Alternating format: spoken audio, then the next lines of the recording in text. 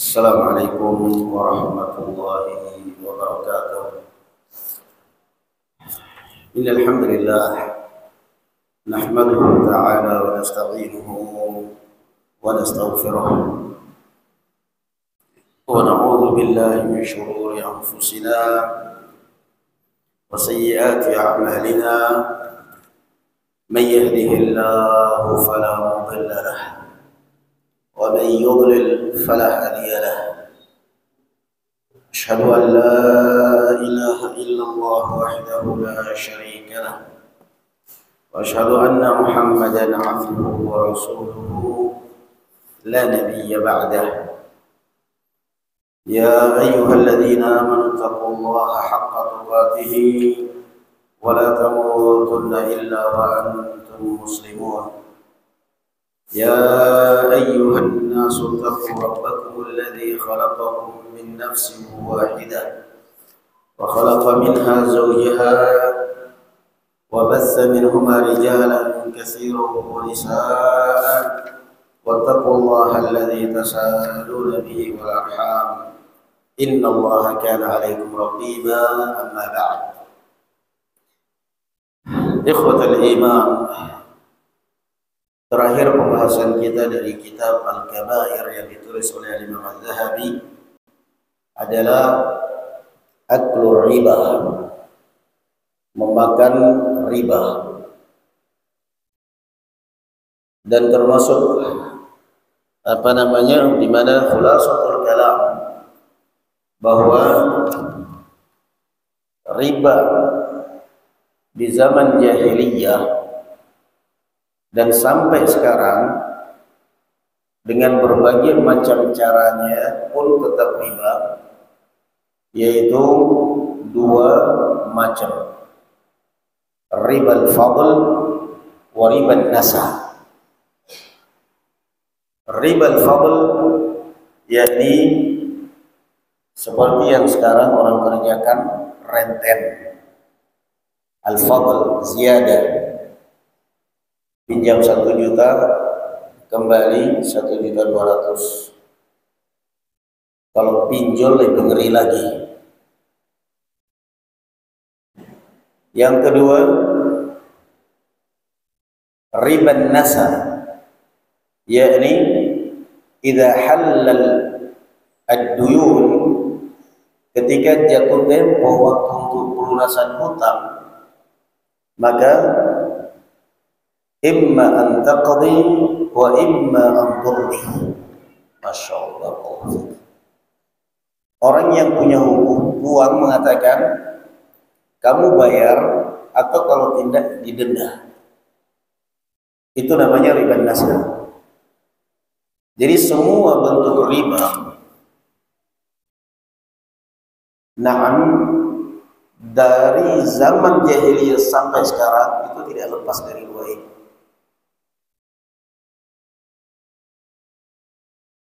Dua-duanya muharram. Jadi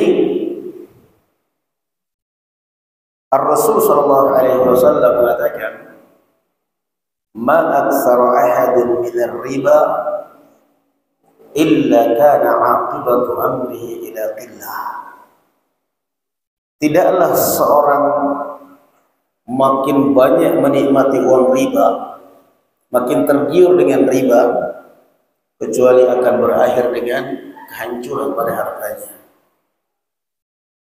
Di dalam Al-Quran Allah Azza wa Jalla jelaskan, fa in lam taf'alu fa'dhanu biharbin minallahi wa rasulih. Dan jika kalian tidak mau taubat dari riba, maka umumkanlah bahwa kalian telah berani melawan dan menentang Allah Subhanahu wa taala dan Rasulnya untuk perang. Allah dan Rasulnya memerangi harta kita. Makanya ini bukan hanya pengakuan dari 1-2 orang, hanya orang-orang yang tersangkut dengan riba, kelihatan di kampungnya orang sukses, punya mobil mewah, rumah mewah, tapi nggak tenang hidupnya. Kenapa nggak tenang hidupnya? Dia kerja itu bukan untuk kebahagiaan dia. Dia kerja bukan untuk membahagiakan anak istri, bukan. Dia kerja untuk ngejar setoran bank. Dia selalu dibayang-bayangin. Bayang-bayangin, aduh, baru bunganya aja udah 100 juta per bulan, 100 juta per bulan. Belum pokoknya. Akhirnya dia kerja itu, pikiran dia itu kerja. Gali lubang tutup empang. Makanya orang-orang seperti itu biasanya emosinya tinggi banget. Barusan ditelepon dari bank, jangan lupa setoran bunga 100 juta bulan ini. Barusan ditelepon, tiba-tiba kamu datang ke rumah karena ini kakak kamu, saudara kamu pinjam uang 1 juta. Jawabnya ramah, enggak, langsung ngamuk. Makanya akhirnya image-nya kalau di kampung-kampung itu biasanya orang-orang pengusaha-pengusaha kecil yang baru sukses ya, itu condong dikucilkan oleh keluarga. Dianggap pelit, dianggap bakhil, dianggap enggak punya kemanusiaan. Kenapa dianggap bakhil, dianggap pelit? Karena dari satu sisi dia ingin menampakkan bahwa dia ini seorang pengusaha yang sudah sukses. Merantau ke Jakarta 2 tahun pulang-pulang bawa mobil. Ingin pamer kepada keluarga bahwa saya orang sukses. Usaha saya jalan. Nah, itu dari satu sisi dia. Padahal ini BPKB apa semua masih di bank. Dari sisi lain keluarga namanya juga orang desa. Kalau sudah melihat kamu punya mobil berarti kamu kaya. Punya mobil sepertinya. Padahal kita punya mobil juga mau keluar aja gitu duit dulu untuk beli bensin. Itu gimana? Mereka pokoknya kalau punya mobil berarti kaya. Datanglah mereka pinjam duit 500, pinjam duit 1 juta, pinjam duit 2 juta. Gak bisa, gak ada duit. Apa kata orang dasar pelit? Punya mobil kok pinjam 500 saja gak ada duit. Punya mobil pinjam 1 juta aja gak ada duit. Pertama, memang benar dia gak ada duit. Yang kedua, dia kan harus sekedar untuk menampakkan bahwa dia memang orang sukses. Yang ketiga, paling berat bagi dia adalah memikir kejaran setoran bank. Makanya Allah mengatakan, fa in tubtum falakum ru'usu amwalikum la tadhlimuna wa la tudlamun. Kalau kalian taubat, maka ambillah pokok harta kalian. Jangan kalian menzalimi orang sebagaimana kalian juga tidak mau dizalimi. Nah, itu riba. Yang kedua, ada satu hal yang wajib kita fahami juga ya ikhwan barakallahu fikum. Ada satu riba yang orang kadang-kadang merasa bersih dan merasa suci dari riba, padahal dia sendiri adalah pelaku riba yang paling berat. Apa itu? Kata Rasulullah SAW, arbar riba al-waqi'atu fi 'irdil muslim. Itu ngeri. Riba yang paling riba yang paling berbahaya, lebih daripada riba transaksi uang, itu adalah merusak kehormatan seorang muslim. Itu kata Rasulullah SAW. Kenapa? Arba riba. Kaitannya apa? Apa korelasinya antara riba dengan al-waqi'atu fi 'irdil muslim? Riba itu kan secara bahasa az-ziyadah, tambahan. Jadi kamu pinjam 100.000 kembali, kamu pinjam 1 juta kembali 1.200.000. Itu kan namanya menambah. Maka Rasulullah SAW mengatakan arbar riba al-waqi'atu fi 'irdil muslim. Riba yang paling ngeri, yang paling berbahaya adalah merusak kehormatan seorang muslim. Kenapa? Dia adalah seorang muslim yang semestinya kita menghargai dia, kalaupun ada salahnya kita tutupi. Rasulullah SAW mengatakan, man satara musliman fid dunya, satarahu Allah fid dunya wal akhirah. Kalau kamu melihat kesalahan saudaramu, kamu diam, kamu tutup mulutmu, kamu tidak sebarkan, kamu tutupi aibnya saudara kamu, maka Allah akan menutupi aib kamu di dunia dan di akhirat. Jadi ini yang kadang-kadang orang tidak rasa. Istilahnya dalam pepatah kita apa? Semut di seberang sungai. Hah? Nampak? Gajah di pelupuk mata tak tampak. Hah? Teriak-teriak riba, riba itu haram, riba, renten riba. Bahkan kadang-kadang saking ekstrimnya dengan riba, kalau udah ada orang kerja di bank wajib kalau keluar haram makan harta, haram memenuhi undangan. Kadang-kadang sampai seperti itu loh.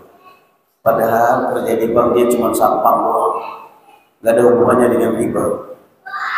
Kerja di bank cuma cleaning service.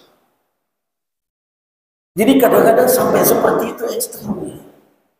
Sementara riba yang jelas-jelas kata Rasulullah, riba yang paling mengerikan kadang-kadang diumumkan di mimbar. Taklim menjatuhkan orang, taklim menjelekkan orang, menghancurkan kehormatan seorang. Riba. Nah, kenapa Rasulullah mengatakan riba? Riba yang lebih ngeri daripada riba transaksi ini tadi. Kalau riba ini kan istilahnya nggak ada yang nuntut kita. Boleh dikata nggak ada yang nuntut kita lah. Nggak ada yang nuntut. Kita nabung di bank 1 juta, nanti berbunga, deposito itu berbunga. Ya, boleh dikata nggak ada yang nuntut, nggak ada yang nuntut. Tapi kalau merusak kehormatan seorang muslim, kan kita dituntut kelak di hari kiamat. Kelak di hari kiamat kita akan dituntut. Maka barakallahu fikum, itu yang harus dilihat ya ikhwan, yang harus diwaspadai. Rasulullah SAW mengingatkan kita riba al-waqi'atu fi ardil muslim. Bahwa riba yang paling mengerikan, riba yang paling berbahaya adalah merusak kehormatan seorang muslim, menjelekkan seorang muslim. Allah Azza wa Jalla mengatakan dalam Al-Quran Al-Karim, wailul likulli humazatin lumazah. Celaka dan binasa orang yang kerjanya suka merendahkan orang, mencaci, memaki orang. Jangan rela. Antum punya anak, antum punya saudara, punya keluarga, punya seperti itu, suka merendahkan orang, suka menjelekkan orang, ingatkan. Siapa yang ngajarin kamu seperti itu? Siapa yang ngaji kamu, di mana kamu belajar apa seperti itu? Apa ini ajaran Rasulullah suka merendahkan orang?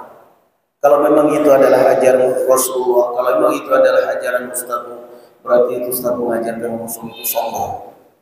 Karena Rasulullah mengatakan apa? Al-kibru batarul haqq wa ghamtun nas. Sombong itu apa sih definisinya? Apa sombong itu kamu gaya dengan mobil baru? Apa sombong itu kamu gaya dengan sepatu? Sombong itu kamu gaya dengan sisiran rambutmu, dengan jam tanganmu, dengan handphone? Bukan. Apa sombong itu kamu beli handphone yang harganya 30 juta? Ini bukan 30 juta ya. Cuma contoh aja. Apa sombong itu kamu pakai yang paling rapi? Yang lain pakai gamis paling harga mungkin 60.000, kamu 600.000. Apa sombong itu barakallahu fikum? Kamu pakai sepatu yang 2 juta harganya, sandal yang 5 juta harganya, jam tangan yang 30 juta. Ya, innallaha jamilun yuhibbul jamal. Allah mengatakan Allah itu indah dan Allah menyukai yang indah. Itu termasuk bagian. Lalu sombong itu apa kata Rasulullah? Kata Rasulullah, sombong itu adalah batarul haqq wa ghamtun nas. Sombong itu adalah menolak kebenaran dan suka mengenyek orang lain, suka menghina, suka merendahkan orang. Itulah sombong yang sebenarnya, batarul haqq wa ghamtun nas. Jadi sombong itu apa berarti? Bahasa tubuh. Bahasa tubuh kita, bahasa lisan kita, bahasa apa namanya? Wajah kita. Makanya wasiatnya Luqmanul Hakim kepada anaknya apa? Wala tusa'ir khaddaka linnas wala tamshi fil ardi marha. Dan jangan engkau palingkan wajahmu pada saat ketemu orang. Itu sudah bentuk kesombongan. Ketemu orang melengos, bongkar. Itulah sombong. Wala tusa'ir khaddaka linnas. Dan jangan kamu buang muka pada saat ketemu orang. Wala tamshi fil ardi marha, dan juga jangan berjalan di muka bumi dengan congkak. Jadi sombong itu adalah bahasa jalan kita, bahasa wajah kita pada saat ketemu orang, bahasa mulut kita. Bagaimana mulut kita kepada orang lain? Ah, siapa itu? Ah, apa itu? Itu kan sombong. Nah, kalau ada orang seperti itu tanya, perasaan kamu dulu sebelum ngaji gak gitu? Kok setelah ngaji jadi sombong? Siapa yang bilang saya sombong? Rasulullah mengatakan sombong itu. Sombong itu bukan definisinya kita. Kadang-kadang kan orang bilang sombong itu semaunya. Mau saya kasih contoh, kadang-kadang orang masih sombong. Sombong. Nggak usah contoh jauh-jauh dalam. Kadang-kadang orang menilai apa itu? Orang Arab sombong, mau nikah aja langsung sama orang Arab. Itu bukan sombong, itu budaya. Kenapa? Budaya ke orang Arab mau dipaksakan ke budaya kita, nggak connect. Nggak usah jauh-jauh antar bangsa Arab sama Indonesia. Kadang-kadang Jawa Tengah aja nggak connect. Kamu dapat istri orang Solo, diajak ke Pemalang, sampai di Pemalang satu malam langsung minta pulang. Kenapa? Kasar bahasanya orang sini. Jadi itu padahal sama-sama Jawa Tengah. Lalu apa kemudian itu sombong? Bukan sombong. Wajar kalau orang misalnya bangsanya sendiri, sukunya sendiri, saya mau cari istri yang satu suku dengan saya. Kenapa? Sama-sama wataknya, sama-sama kerasnya, sama-sama karakternya udah. Biarin. Itu semua. Tapi kalau cari orang, gampang. Kemudian dapat istri, jadi suaminya orang Arab, istrinya orang kita, orang Jawa. Diajarin totong kromo sama mertua, monggo padi, nggak nyambung, dipaksakan pun nggak enak orang. Bude, le, kurang enak tenang itu. Tapi kalau bahasa kita begitu. Coba kamu untuk lihat orang Arab, apalagi yang bisa kalau manggil nama istrinya, panggil aja namanya. Kadang-kadang suaminya panggil aja nama suaminya Muhammad. Itu coba kalau di Jawa kedengaran mertua, langsung disikat sama mertua, ngamuk langsung. Jadi itu bukan masalah sombong, masalahnya budaya orang, karakter orang. Jadi sombong itu bukan seenaknya kita mendefinisikan. Ini orang sombong banget sih, ketemu orang begini. Itu bukan sombong. Ketemu orang begini, itu budaya orang. Waktu kita ngomong di Jogja itu, lagi-lagi laporan ke ustadz kita, santri kok sombong-sombong. Padahal bukan sombong. Kenapa? Santri waktu kita ngobrol di Jogja, Allah yarham saja, ustadznya kita orang Arab, santrinya kita ada yang dari Medan, saya dari Buton. Padahal kita udah nyapa, monggo. Ternyata bagaimana maksudnya sombong? Ternyata baru lama baru paham. Ternyata orang Jawa, apalagi mohon maaf Jogja, kalau nyapa orang itu nunduk, monggo. Kalau kita enggak, nyapa orang gimana? Enggak orang tua kita, enggak ibu kita, enggak bapak kita, enggak paman kita, walaupun dekat nyapa kita, dadanya busuk ke depan, kepala ke atas. Mau kemana bang? Gitu itu bahasa kita. Coba dibawa ke Jawa, sombong nggak sombong, budaya. Jadi kita nggak bisa menilai dengan kacamata kita, nggak bisa. Orang itu adalah budayanya sendiri-sendiri. Makanya Rasulullah SAW mengatakan dalam satu hadis, sebagian ulama melemahkan, tapi maknanya benar.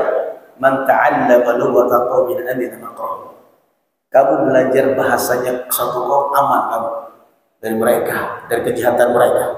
Kamu pelajari bahasa mereka, kamu aman.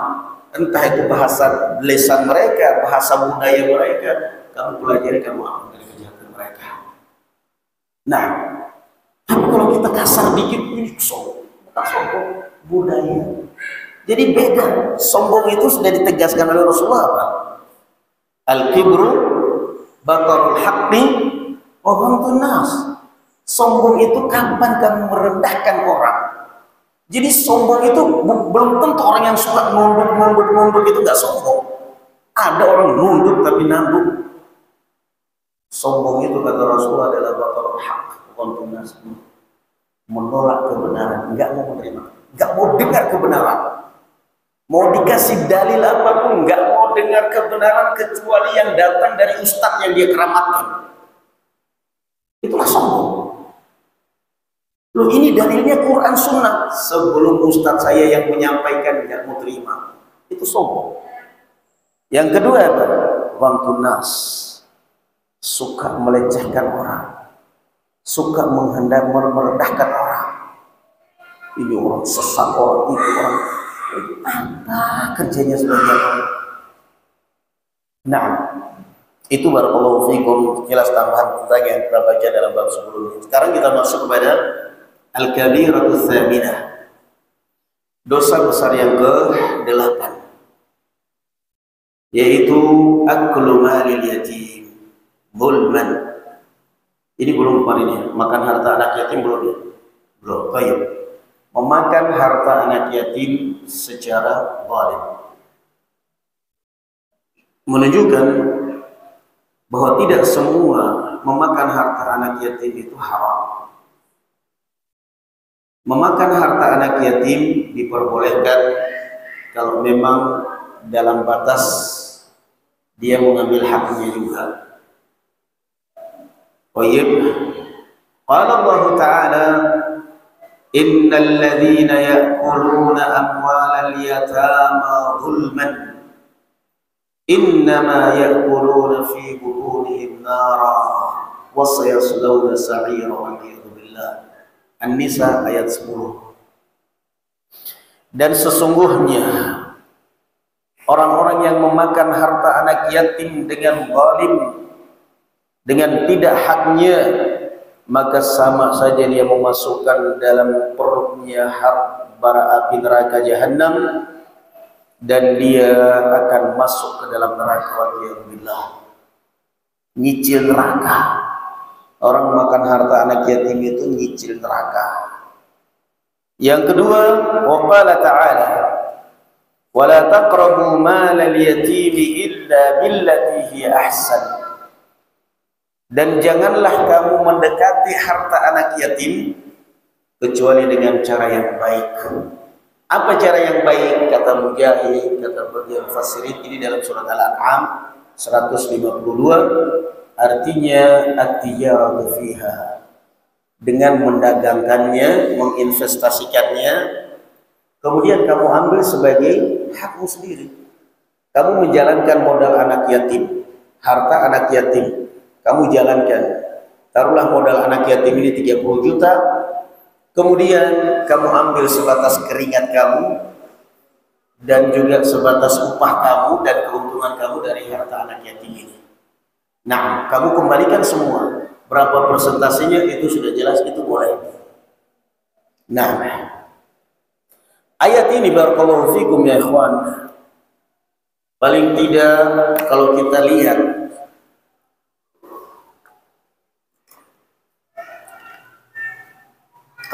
lihat ayat ini, yang paling terancam dengan ayat ini adalah 3 atau 4 golongan manusia. 4 lah. Yang pertama, ibu daripada anak yatim ini. Ini yang paling terancam pertama.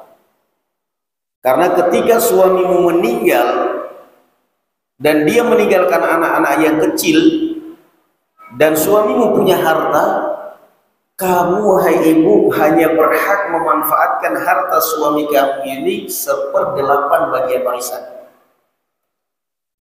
Kalau suamimu punya rumah mewah, maka rumahmu itu bukan berarti rumahmu 100%. Kamu hanya 1/8 bagian kamu dari rumah, bukan milik kamu.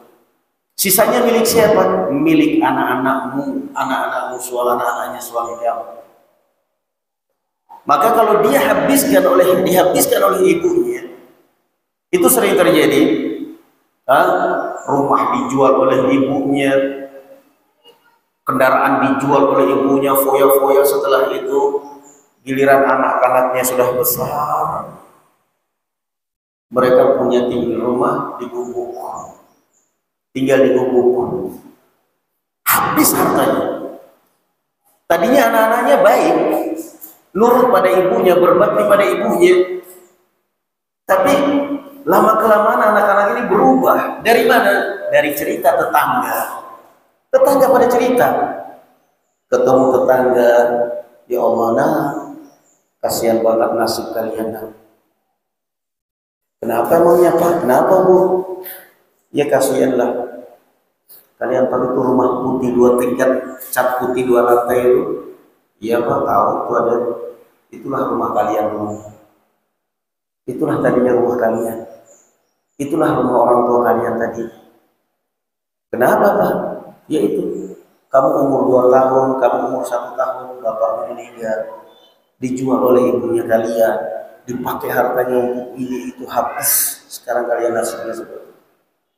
Semenjak itu akhirnya 2 anak ini, anak yang tadinya masih kecil, dendam langsung kepada ibunya, didurhakailah ibunya.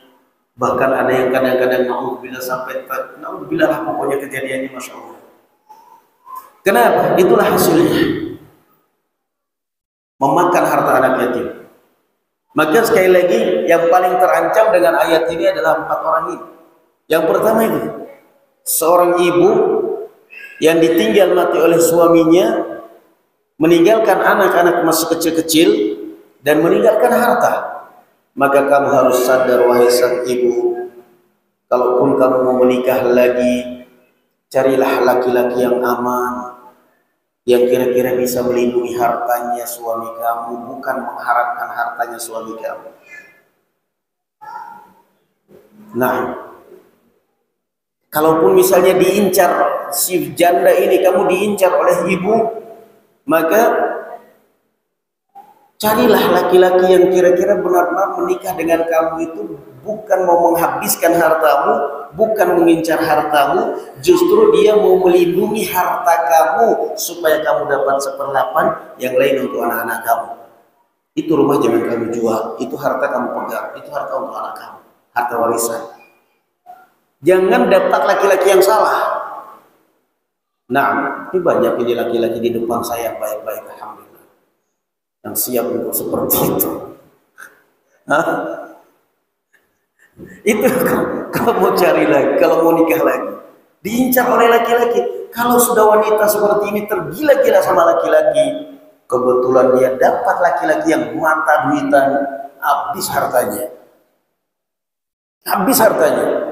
Maharnya diajak dijual, giliran mahal dijual, suruh jual rumahnya untuk modal usaha, usahanya bangkrut, gak jalan, rumah sudah terjual, anak-anak nuntut sekolah sudah gak ada duit, ditinggal, diceraikan, habis. Kamu sudah gak punya apa-apa. La haula wala quwwata illa billah. Ini yang pertama.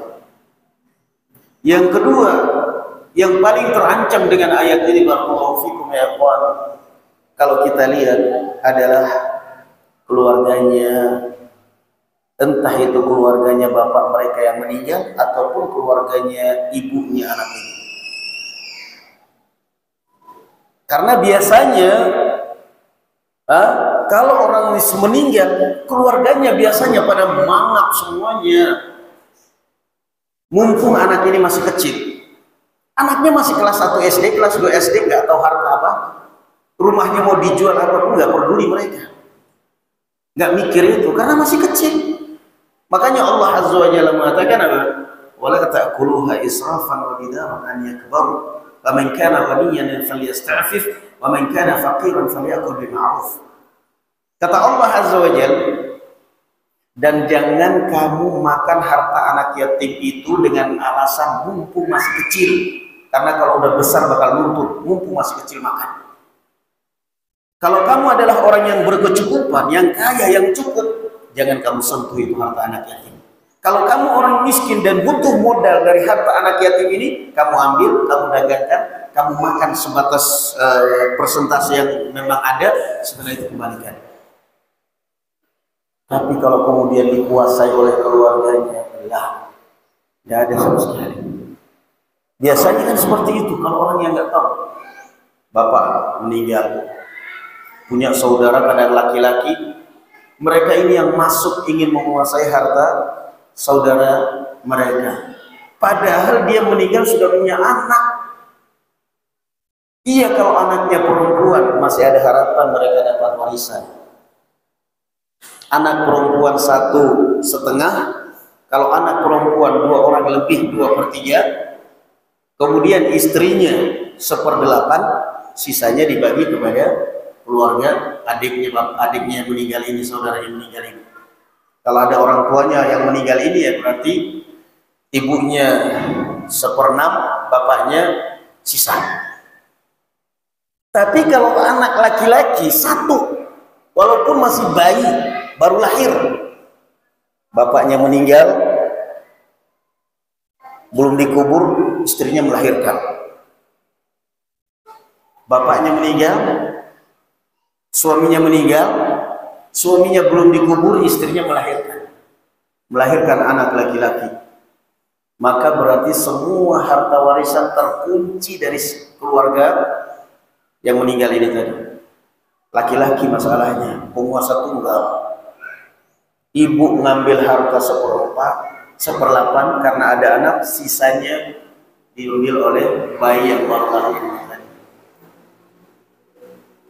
Lalu bagaimana? Ibunya yang harus pintar mengelola harta itu.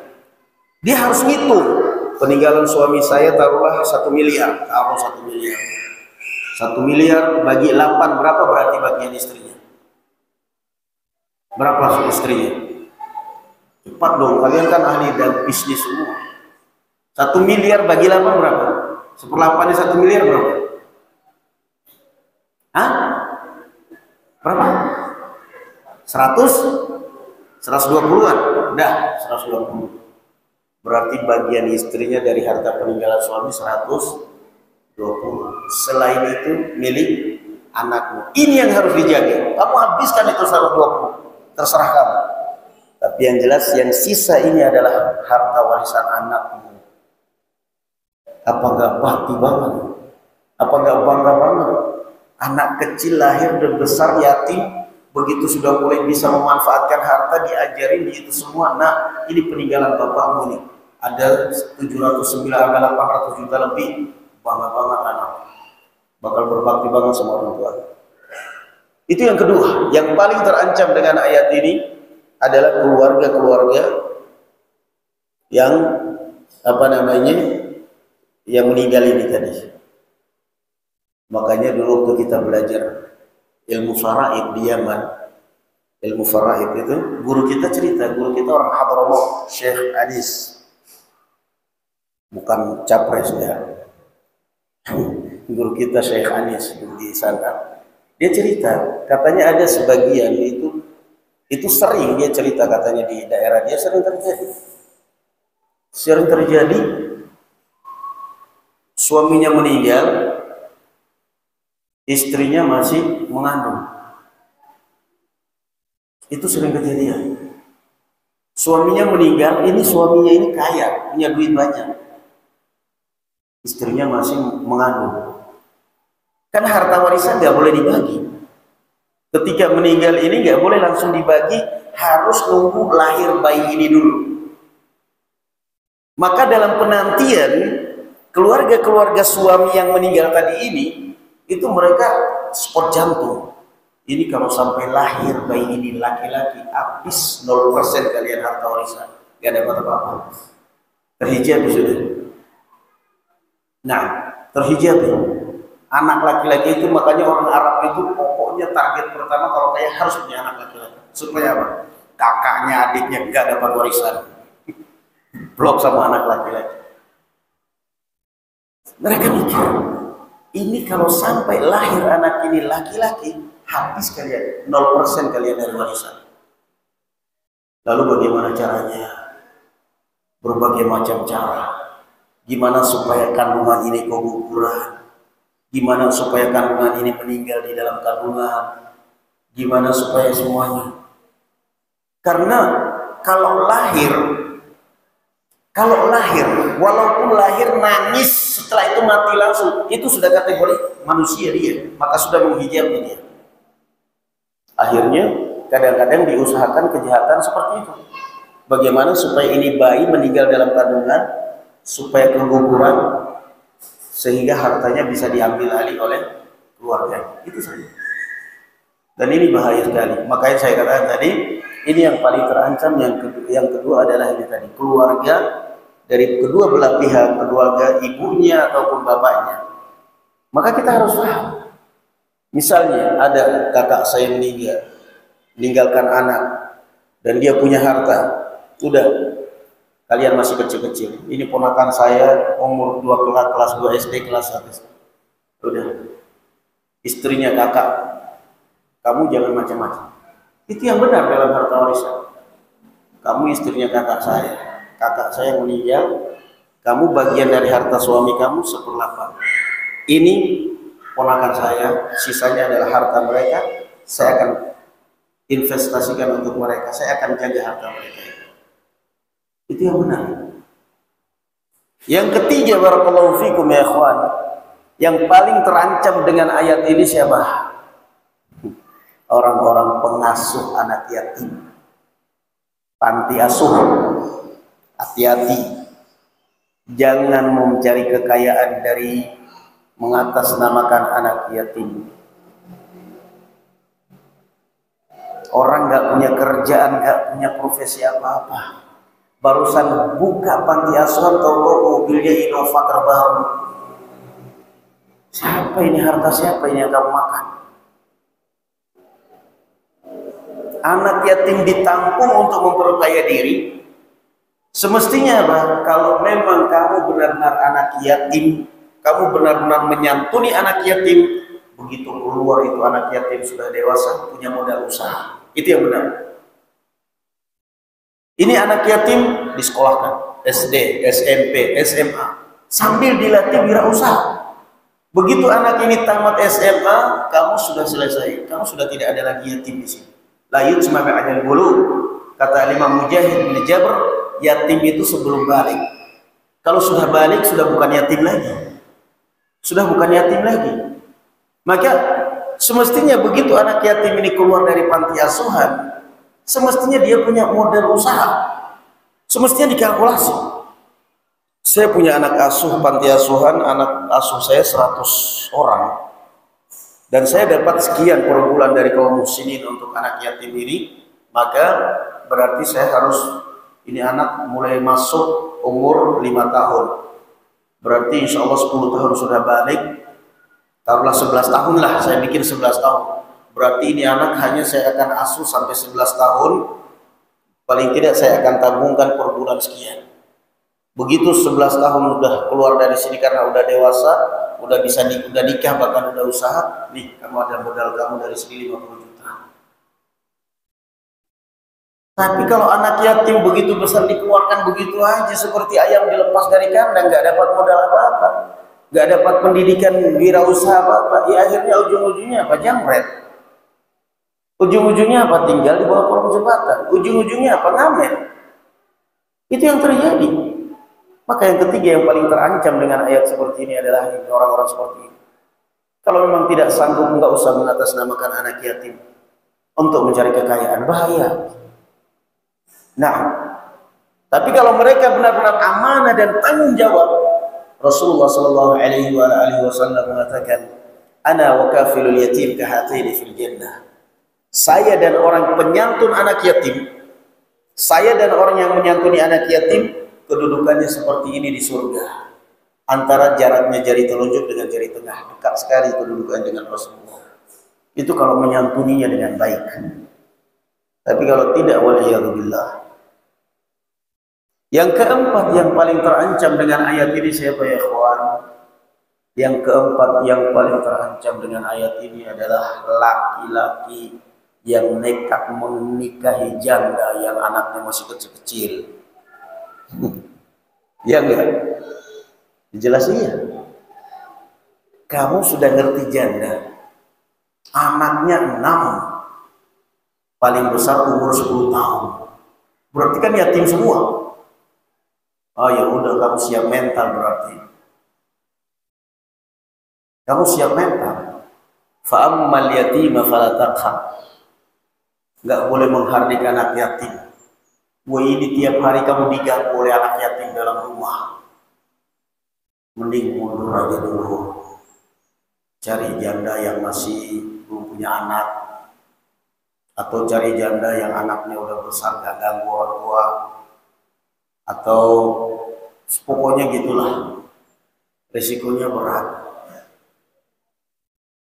Ada sebagian laki-laki kadang mengincar janda bukan karena dirinya yang diharapkan, karena hartanya.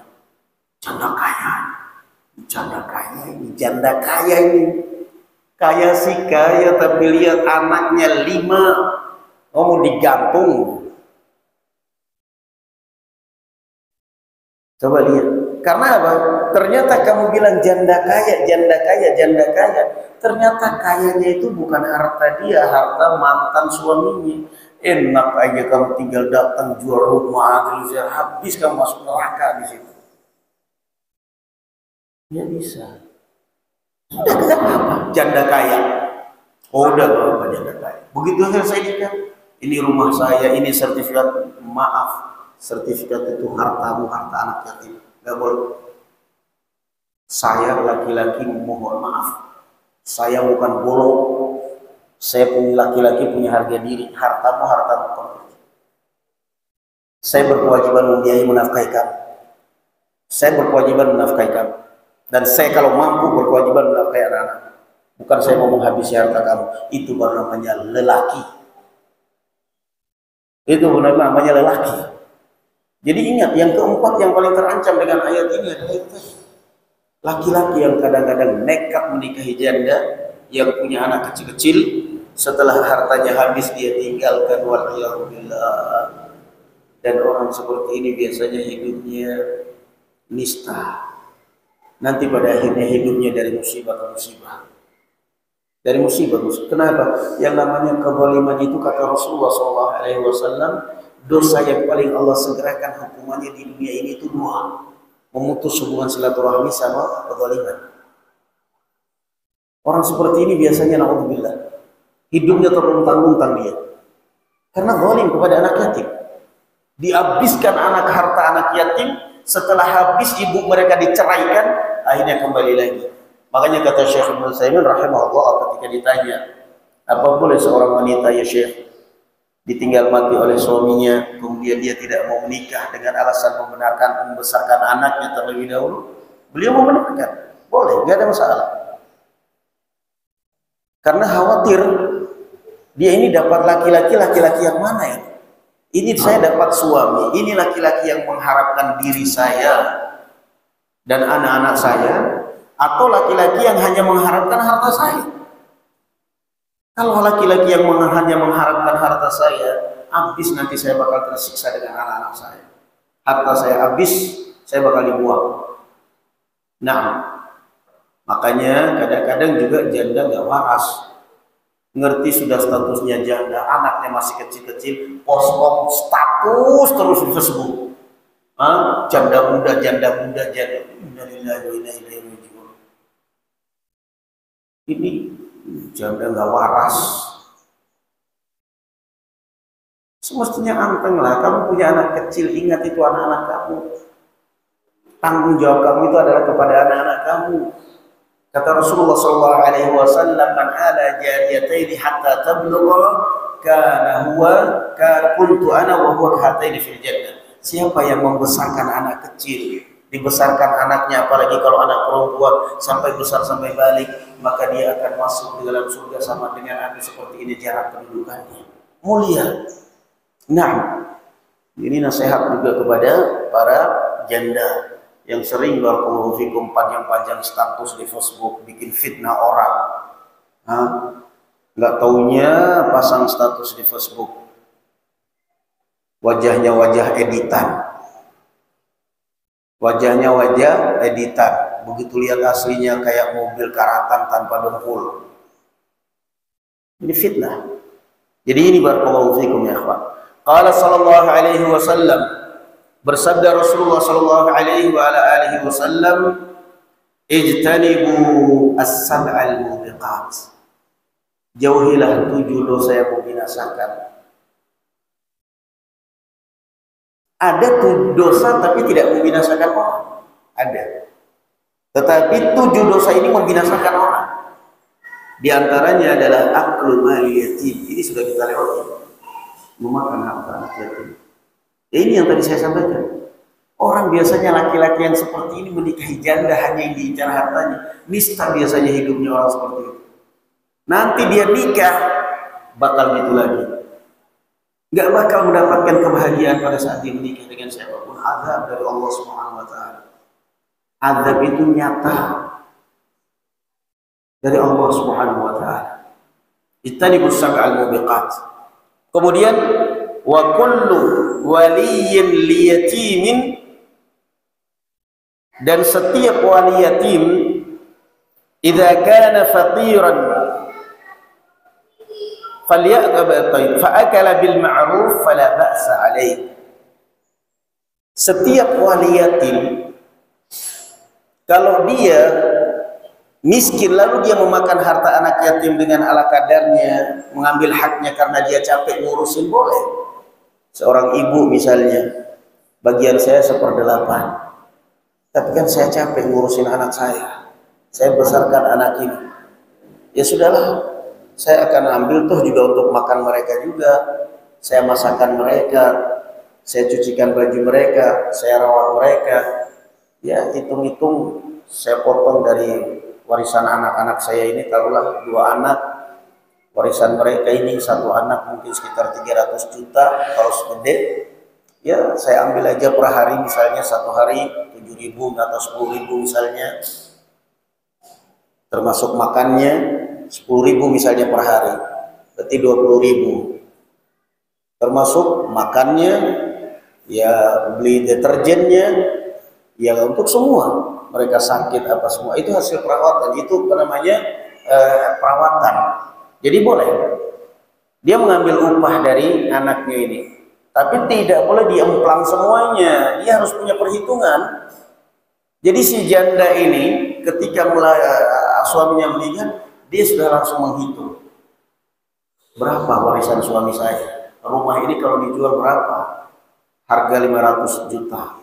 Ini kalau 500 juta, kalau sekian tahun ke depan sudah bisa sekian.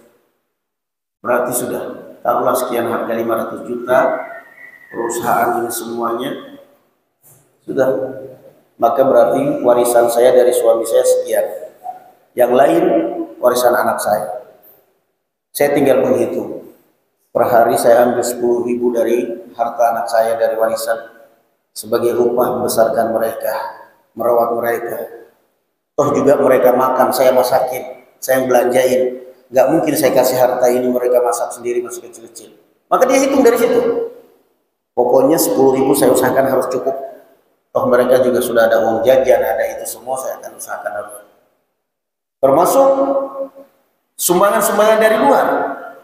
Karena ini ngerti orang misalnya ada kadang-kadang dari sosial, dari ikhwan-ikhwan kita, dari yayasan, karena ngerti ini adalah janda dan dia punya anak 3, dikasih beras, dikasih santunan, itu masuk semua, bukan haknya dia.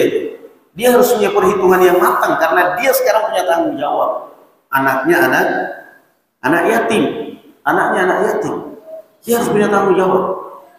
Maka kata beliau, kalau memang walinya orang miskin, maka boleh dia makan dengan cara yang baik. Itu tadi, nggak boleh dimakan seenaknya. Wa ma zada 'alal ma'ruf fasuhdun haramun. Namun kalau sudah lebih dari yang terbaik dan lebih dari kebutuhan tadi itu, maka ini adalah dia telah memakan harta yang haram dan mengundang murka dari Allah Subhanahu wa Ta'ala. Subhanallah, itu bahaya. Bahaya barakallahu fikum. Makanya kalau kita belajar ya ikhwan, itulah indahnya Islam. Coba untuk pelajari kalau orang, Ustaz, kenapa harta warisan itu perempuan separuh dari bagian laki-laki? Keadilan mana? Kata orang begitu kan. Kok bisa harta warisan perempuan separuh dari bagian laki-laki? Nggak kebalik itu agama kita. Semestinya kan laki-laki yang separuh, perempuan yang satu. Kenapa kamu cerita seperti itu? Kenapa terjadi pertanyaan seperti itu? kamu terjadi pertanyaan apa terjadinya pertanyaan seperti ini karena tinggal di Indonesia. Yang tidak, terus terang banyak yang nggak paham tentang ajaran agama yang sebenarnya. Contoh, artinya ini ada ya. Contoh, saya punya saudari perempuan, bapak meninggal. Saudari perempuan saya dapat warisan 50 juta, saya dapat 100 juta. Banyakan saya kan? Hah? Banyakan saya. Saudari adik perempuan saya 50 juta, saya 100 juta. Jelas kalau dari sisi nilai, banyakan siapa? Banyakan saya. Tapi dari sisi barakallahu fikum manfaat dan penggunaan bakal cepat habis siapa? Laki-laki apa perempuan? Hah? Laki-laki. Adikku perempuan, kamu dapat 50 juta, saya dapat 100 juta. Tapi ingat, kamu 50 juta itu utuh milik kamu. Kamu nggak punya kewajiban menafkahi suami, kamu nggak punya kewajiban menafkahi anak. Kamu belikan emas jadi tabungan kamu. Sementara saya dapat 100 juta, anak saya sebentar lagi mau nikah. Yang satu habis itu minta beli motor, yang satu habis itu saya belum ada 1 bulan 100 juta udah habis. Kamu 50 juta di kalung dia belermu. Apalagi kebetulan suami kamu orang baik, suami kamu udah punya usaha sendiri. Kamu 50 juta masih melingkar di leher sekian tahun bahkan sampai mati. Saya 100 juta cuma numpang lewat di rekening, habis itu assalamualaikum. Itu yang pertama. Itu kalau benar-benar paham syariat. 50 juta saudari perempuan saya awet, utuh. Nanti begitu ketemu 2 tahun, 1 tahun ketemu, tanya, Kak, warisan yang 100 juta mana? Enak, kamu si perempuan nanya gitu. Saya laki-laki, saya punya kewajiban nanggung istri, nanggung anak, nanggung orang tua. Kamu perempuan, udah itu kuasanya kamu. Kuasanya kamu. Makanya kadang-kadang istri kalau sakit dibawa ke puskesmas, dibawa ke rumah sakit tambah sakit, tapi dibawa ke toko emas langsung sembuh. Dibawa ke toko emas langsung sembuh. Yang kedua, baiklah, dari sisi tanggung jawab. Laki-laki itu tanggung jawab yang penting, yang berat. Kamu, saudariku perempuan, ada apa-apanya dengan orang tua kita, dengan suamimu, dengan keluargamu. Saya sebagai kakakmu, sebagai saudara laki-lakimu adalah pengganti orang tua kita. Kamu mau kemana? Saya akan melindungi kamu. Kamu kakak saya, kakak perempuan, tapi tetap aja kamu adalah status kamu perempuan. Tetap butuh perlindungan laki-laki. Sayalah pengganti bapak kita. Ada apa-apanya besok lusa dengan suami kamu, kamu ditinggal, kamu diterlantarkan, kamu apa semua meninggal suami kamu, kamu tanggungan. Saya yang akan turun tangan mengamankan kamu, membackup kamu, melindungi kamu, dan saya yang akan menanggung kebutuhan kamu. Itu kalau ngerti ajaran Islam, kalau ngerti tanggung jawab. Jadi kamu dapat harta warisan 50 juta, itu utuh. Saya 100 juta, nggak bakal utuh, belum tentu 1 tahun bertahan. Kamu ada apa-apanya dengan keluarga kamu, ada apa-apanya. Saya lah pengganti ayah kita. Saya suami, saya laki-laki, saya adik kamu, tapi saya adalah laki-laki. Saya berkewajiban untuk melindungi kamu, untuk mengcover kebutuhan kamu. Itu ajaran Islam. Nah, ketika di negara kita, di sebagian daerah, di berbagai tempat kita ini, orang tidak ada peduli. Kadang-kadang saudari perempuan ditinggal mati oleh suaminya, malah kesempatan dirampas oleh saudara-saudaranya, hartanya dihabis, diperas, habis itu saudara perempuan mereka diterlantarkan, tidak diurusin, tidak digubris. Ketika terjadi hal-hal yang seperti itu, terjadilah pertanyaan, kenapa kok warisan malah perempuan separuh, bukannya kebalik? Enggak kebalik. Agama kita itu adil. Allah yang mensyariatkan maha adil. Dari sisi apanya? Itu sebenarnya masalah tanggung jawab. Nah, jadi kalau kita terapkan agama syariat Islam dengan benar, nggak bakal ada pertanyaan seperti itu. Nggak bakal ada pertanyaan. Nah, Istri baru dapat warisan dari orang tua 50 juta. Suami datang, bagi dong. Baru dapat warisan 50 juta, masa nggak bagi-bagi? Enak aja. Kamu laki-laki nggak tahu malu minta warisan. Kerja sana, siap. Saya cuma main-main aja. Dapat ya alhamdulillah, nggak dapat ya nggak apa-apa. Tapi kalau kamu rayu terus sampai dia nggak ridho, haram. Ayo lu bagi dong. Wong saya aja ngasih kamu kok kalau ada duit. Masa sih kamu 50 juta pelit banget. 10 juta aja sih gitu. 10 juta dong. Hah? Enggak mau. Nah, begitu diranjang dia elus-elus kepalanya.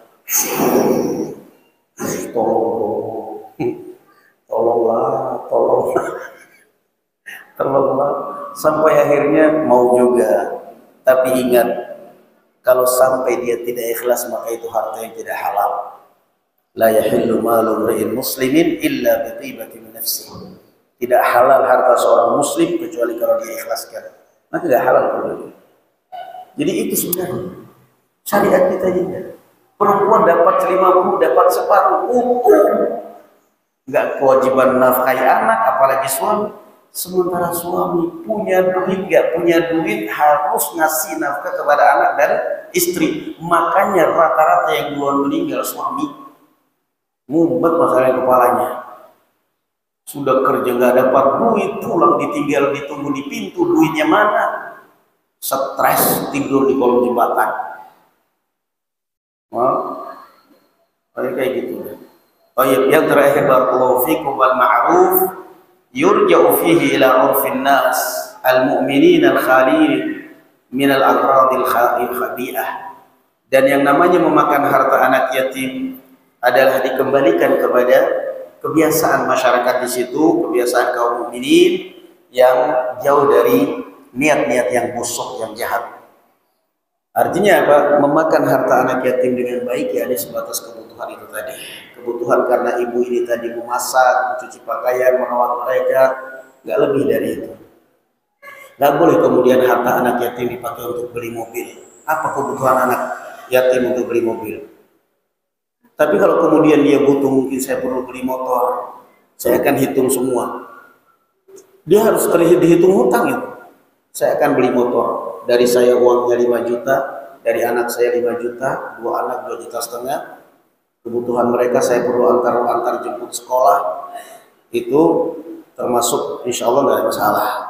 Tapi kalau sudah lebih dari itu dia belikan mobil, apa kebutuhan anak yatim dengan mobil? Nah, enggak.